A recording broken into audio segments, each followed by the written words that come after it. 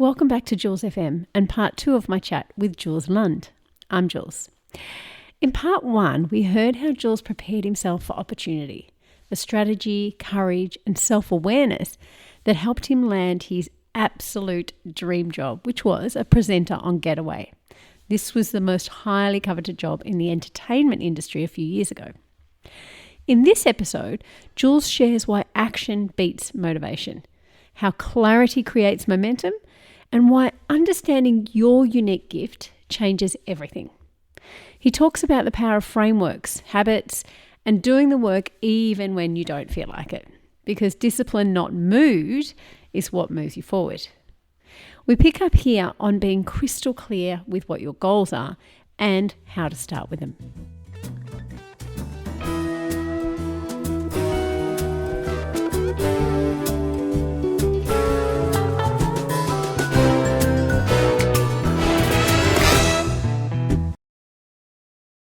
I think starting with the blank canvas and trying to eliminate all of your limiting beliefs and actually just using imagination, which is like, what would this look like if I couldn't fail? Yeah. And then creating that vision and then breaking that down into a real plan. And then your only issue then, once you have that plan that is down to, because I think it's important to have tomorrow goals. So, or today actions. Yep. So they need to be so minimal.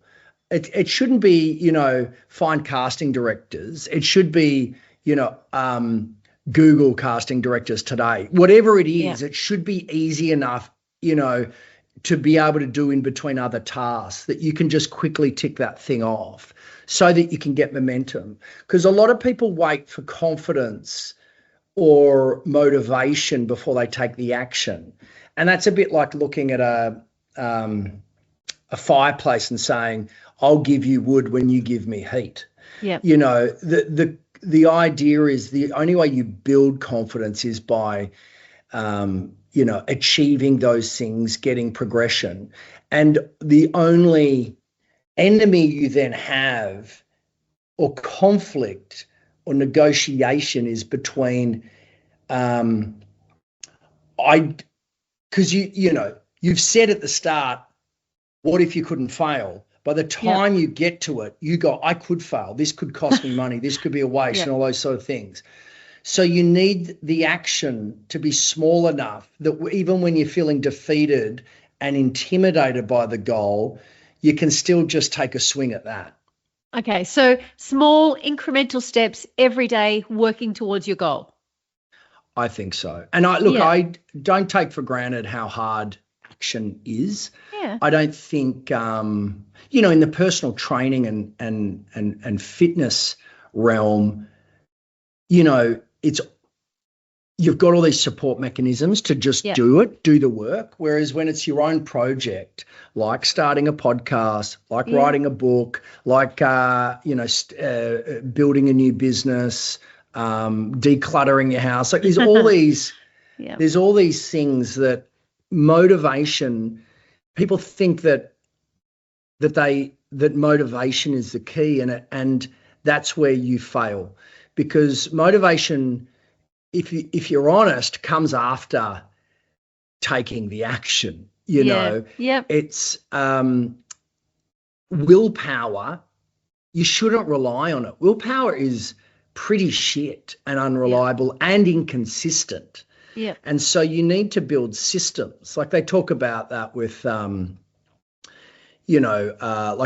Olympians, right? They're all at the 100-meter sprint start line. Like all of them are motivated equally. Yeah. They all want it. It's just, it's just those who have built the best systems around it. So even when they're having their off days, they still take that action. That's what creates winners. You're only as good as the habits and the systems you create, really, as opposed to having a mood reliance, which is just fraught with danger. Fraught. Yeah, it is. Absolutely. So, but Jules, what about, you must have had days where you doubted your ability and that you were going to be good enough. How did you deal with the mental challenges? I had plenty. Like, I'd be behind the scene because I used to MC things for the Reach Foundation, which is what, Yep. Jim was out there running workshops when I was trying to sabotage it when he came to my school in year 9. I was at De La Salle College. Yeah. And I ended up turning up to this sort of course that they were running. But yeah, like, he would give me opportunities to MC fundraisers, corporate events. And, I'd be alongside Rove McManus. Yeah. And what was interestingly, when I was really young, I remember seeing Rove, who was at the height, he'd blown up, but I saw him quite nervous behind the scenes. And that gave me a lot of confidence because I sort of realized that the difference between successful people and those who just have ambition isn't that successful people don't have the doubts. They just feel that fear and take the action anyway. That's what separates the two, is that you feel that doubt and you take a massive leap of faith. So I knew that. So I just had to be comfortable with being very uncomfortable. And as I use those examples, that was me kneading out the knots or, strengthening my weaknesses. It's a horrific thing. It's no different than being at the gym. All the growth is in discomfort. So if you make peace with that and you know that that's where it is, it's pain, not suffering. You're choosing to, feel that tension. Then there's huge rewards on the other side of that. And the other piece that I thought was I did actually just believe in. Like I used to run workshops and I'd say to these young people, what do you want to do? And they'd say, a fashion designer. What do you want to do? I want to be a rally car driver. I want to be a zoologist. And the reality is that like someone has to be the next rally car driver. Someone has to be the next zoologist. And I'd say to these young people, that person in the future who will become that is sitting in a classroom right now, your age. And they're sitting there with the same vision and dream, but they have no more idea that they're going to make it than you. They would be just as riddled with doubt and thinking it's a pie in the sky ambition as you are. So then I just asked, why then shouldn't it be you? And so I had that belief. I knew that there had to be the next wave of Getaway reporters. So I just had to be more convinced, work harder, invest more, and be ready. But again, it doesn't mean, that time they weren't necessarily looking for female. So you then got to just not throw your toys out of the pram when you don't get it, because there's always circumstance and there's always, the universe isn't conspiring against you. It's lifting up. It'll always work. For your greatest good. Yeah, absolutely. Yeah. I think they say the universe works with you, not for you. Yeah. Yep. Absolutely. I believe that. Wow. Okay. So if you had to give one piece of advice then to anyone chasing a dream, what would that be? Well, I think it's really hard to set plans now and take action. I find it harder now than I did in my 20s. Yeah. And I think that's possibly because I've got a lot more responsibilities that are draining me. If you've got kids or you've got a high pressure job, even your own fitness, catching up with friends, even your parents are getting older. There's a lot more responsibilities. And each one of those things requires you to do the things you can't be doing, right? That's called just you being responsible, doing your job, doing what needs to be done, whether you like it or not. Yeah. Even bills and finances is massive, right? So there's just a lot of that. So then when you come to your dream, it's just you just don't have the freedoms that I used as an example in my 20s.